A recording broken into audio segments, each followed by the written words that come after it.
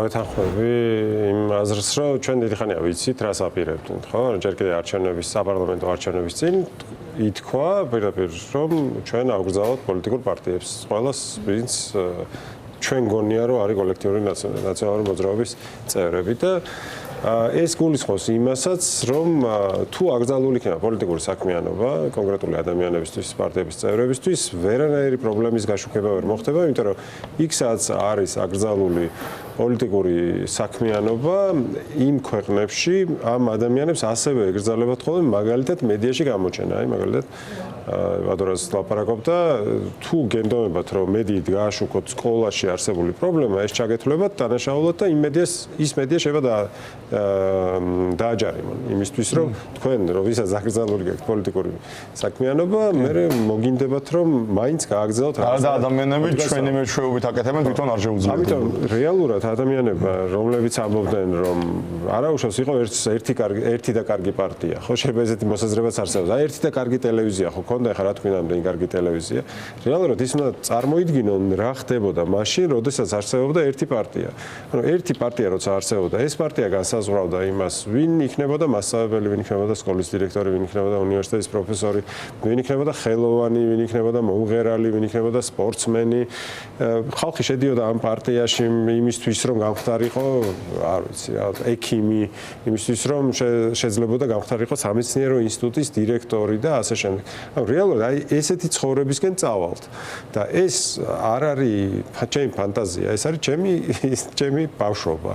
ანუ ესეთ ქვეყანაში ვიცხოვრებ ბავშვობა, სადაც იყო ერთი კარგი ტელევიზია, ერთი კარგი პარტია, აკრძალული იყო. კი არსებობდა სხვა პარტიები, ოღონდ ათაქქვეშ არსებობდნენ, მაგალითად არსებობდა რესპუბლიკური პარტია, რომლის საქმიანობა იყო აკრძალული, მისი წევრები იყვნენ დაპატიმრებულები.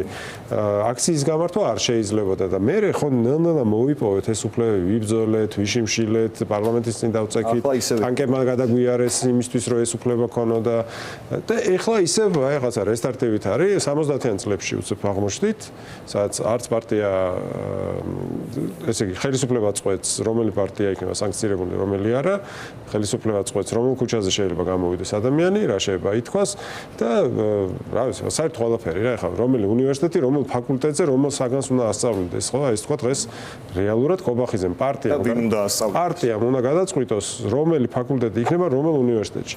და ეგ არის ის საბჭოთა კავშირი, ხო? და ოღონდ განსხვავები იმ განსხვავებით, რომ ამ შემთხვევაში არის კორუფცია ისეთი, რომელიც ჯერ არ იყო საბჭოთა კავშირშიც კი, როდესაც შეიძლება მთელი კანიონი, მთელი, რა ვიცი, დაბლობი, ქალაქი, რაღაცა შეიძლება ვიღაცას საჭირო გახდა იმდენად დიდი ამ კორუფციის მასშტაბები, რომ აი საკუთარი თანამგუნდელები გაწირეს შუაში. ხო, ანუ ისი გარემოცვა და ასე შემდეგ და ველოდებით დაკავებების სხვა სერიას. ხო, კორუფცია იმასაც გულისხმობს, რომ პარტიის შიგნით დაწინაურება კორუფციით ხდება ხოლმე. და ეს სისტემა რომ ჩამოყალიბდება, რეალურად მე ძალიან ოპტიმისტი ვარ, იმიტომ რომ ეხა იმას ხედავთ სწორედ, რომ აი მაგალითად მე დარწმუნებული ვარ, რომ ეკა ჭიჭინაძეს, რომელიც თქვენ სიუჟეტში ლაპარაკობდა და რომლის ბიოგრაფია ძალიან საინტერესოა, მისი პირველი სამსახურია ეს პარლამენტი.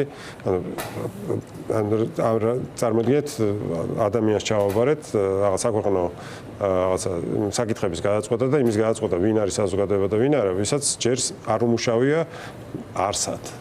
და ეს ადამიანი წარმოგიდგენთ უკვე პრობლემა აქვს ამ ადამიანს, რომ თქვას, რომ მაგალითად ირაკლი კობახიძის მეგობარია. იმიტომ რომ ირაკლი კობახიძე ხვალ შეიძლება დაიჭირონ.